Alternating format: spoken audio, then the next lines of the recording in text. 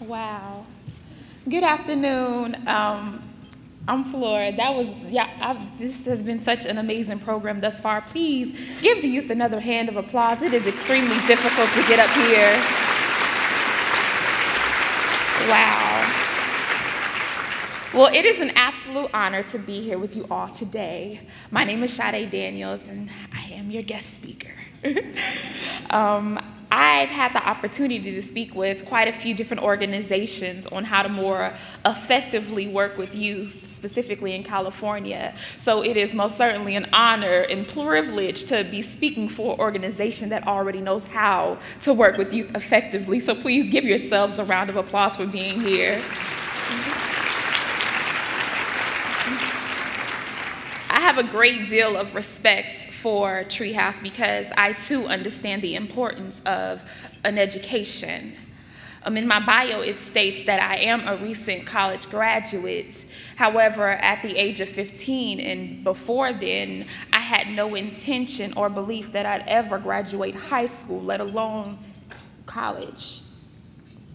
Now, don't get me wrong. When I say that I didn't really have any type of belief in my educational future, that doesn't mean I wasn't intelligent. I mean, I love to learn. As a young girl, I learned to read when I was 5. And since then, I just kind of took off with it. So that's been my thing since I was a little girl. In fact, I actually used books as an escape from living in poor communities in Oakland, California, in an abuse-filled home. And I ended up using reading and writing later on in my life to get through very traumatic experiences in foster care. So when I tell you that I had no belief in my educational goals, I don't think it actually meant that I wasn't smart, because I think I was all right. I was pretty smart. However, at that time, no one in my family had ever went to college, and they didn't support any type of academic attainment. In fact, no one in my community was that focused on their education either, so I figured, why should I be? Now, in fact, since I accepted this fate that I wouldn't be able to achieve anything, I began to act out. And at the age of 13, when I entered foster care for the second and last time, I was truly creating this horrible future that I thought that I was supposed to have. And what I mean is I went to school and I acted out. I was rude to my teachers. I was disrespectful. I was just all around somebody. I acted as if I knew what I was supposed to be. And my home life, unfortunately, was no better. Being in foster care, my first placements were group homes, and I was moving literally from group home to group home. I fought with the girls there. My clothes were consistently stolen, and our group home had issues with keeping our refrigerator stocked. So that was always an issue. So when I say it was bad, I mean it was holistically bad on almost every level. Now, it got so bad that after my first semester of high school, I ended up getting expelled. And this continued this fact to me that I wasn't meant to succeed. I wasn't meant to excel. Mind you, even though I was doing so poorly in school, I was still fairly smart. To the point where even though I skipped classes continuously, when I was there and we tested, I tested at the same level as my other classmates or higher, especially in literature and English. So when I tell you I still learned, I still learned. The issue was that I felt like my mind was not being cultivated at school at all. There was no support at home, there was no support in my placements, and there was none at school. And because of this, it again furthered my belief that I wasn't meant to achieve and I wasn't meant to excel. It's very difficult to believe that things are possible, that you're able to excel when no one else around you is supporting that belief. And I'm a prime example of what happens when one doesn't have that type of support. Now, I was kicked out of school and I fought the case and I was reinstated. So, it was a good thing because they did let me back in. However, at about a week to 2 later, I ended up just completely dropping out. I figured, why am I playing these games? School is not that important to me. In fact, right now, I have to worry about my livelihood because my group home isn't providing my basic needs. So I dropped out of school. However, you know, social workers, they don't want that. They're not going with that. So I was reinstated the next semester. We were already at the end of the school year. So by the 10th grade, well, what was supposed to be my 10th grade year, I was re-enrolled into school. It was an independent studies program. And things began to kind of shift for me because I met a teacher. Now, when I tell you I met this teacher, there was nothing remarkably different about him. It's not as if he came into my life and I was like, oh, I'm going to change. It was nothing like that at all. In fact, at the time, I was still going through a lot at home. So when I met him, he was met with not the best version of myself, if you will. And I, looking back on it, I actually feel extremely bad because I wasn't too cute or nice to him. However, I remember this because as rude as I was and as inconsistent as I was with attending my school appointments and still skipping, there was something that he did extremely different than anybody else in my life at that time. He showed me love and compassion. He refused to give up on me. I mean, when I didn't come to his classes, he would call me, text me, email me. He tried to figure out some type of way to actually get me to his class. And then that was his way of finding out my life. He didn't know I was in care until he called the number that was in my school records and he realized it was a group home. And it was the first time that somebody had actually went that far to see what was going on with my life. I had never had anybody who ever looked at me or looked out for me in that way. Now, it didn't change, again, automatically. It took some time, but it's amazing what happens when you have that type of support. Once I finally felt as if somebody was on my side, an ally, things began to kind of shift. However, I want to kind of point out one other thing, because at the same time, regardless of being in school, there were still things in my life that were jeopardizing my livelihood. So it was so interesting who my teacher became to me. He was no longer just an educator in which he was being paid to do. Now, all of a sudden, he was an employment coach. He saw the issues of money having to provide for me, transportation and food, and he saw how my group home really wasn't doing a great job at that. So he helped me apply for jobs, fix up a resume, and obtain a worker's permit.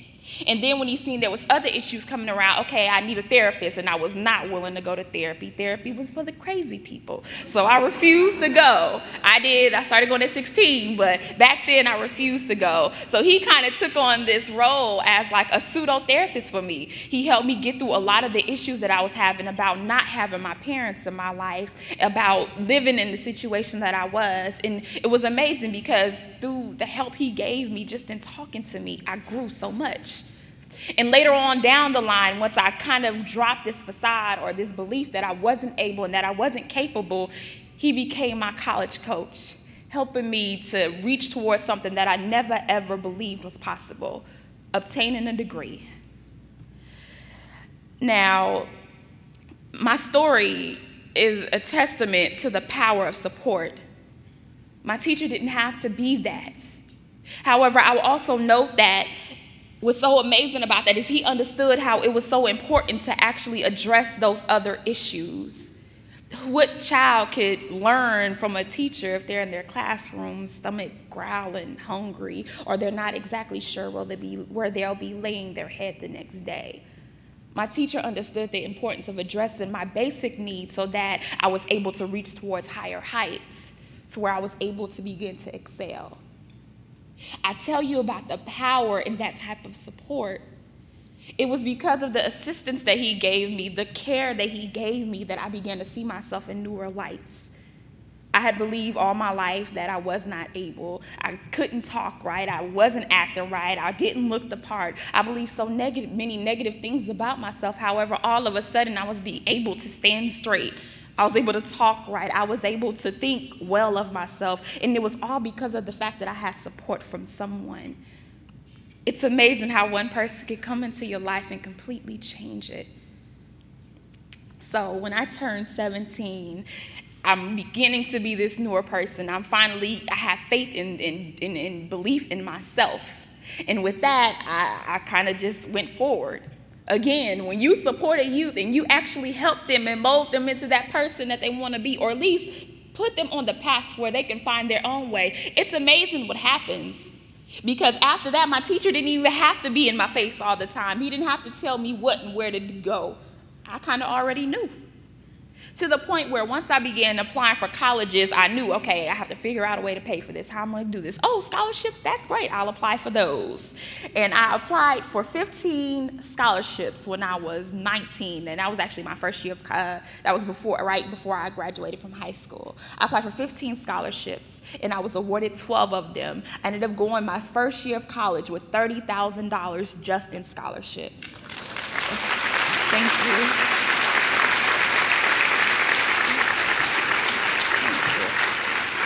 Again, this showcases the power of support. By the time I felt as if somebody cared about me, those negative aspects, they did matter, but I knew I was able to prevail over them.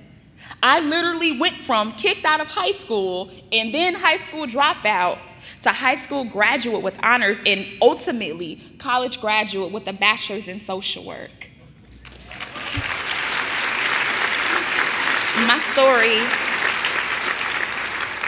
My story is a testament to the power in academic support. I now have not only an education, I've gained strength, tenacity, and purpose.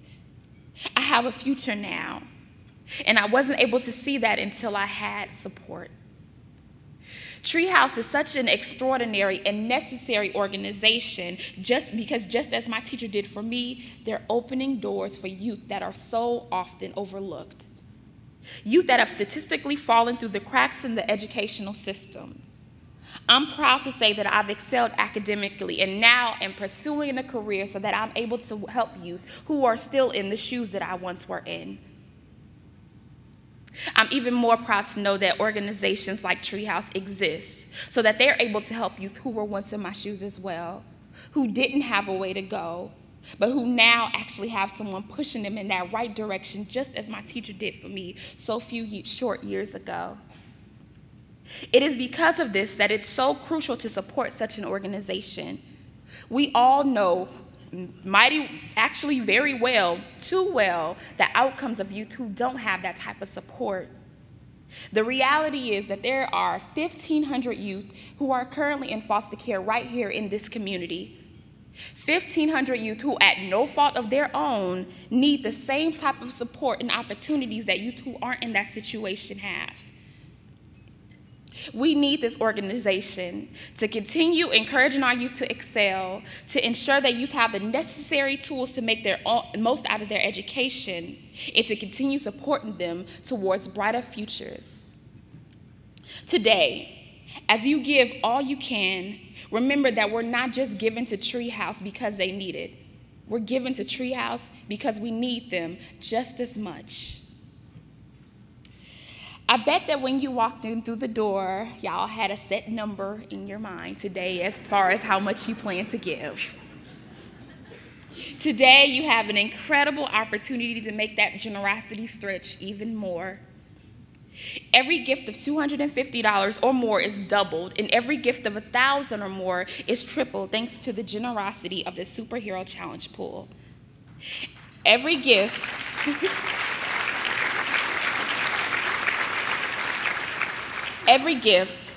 changes a life. Thank you for being champions for foster youth and opening doors for youth who are currently in care and helping them to be able to obtain their goals and their dreams, just as I was able to. Thank you very much for your time.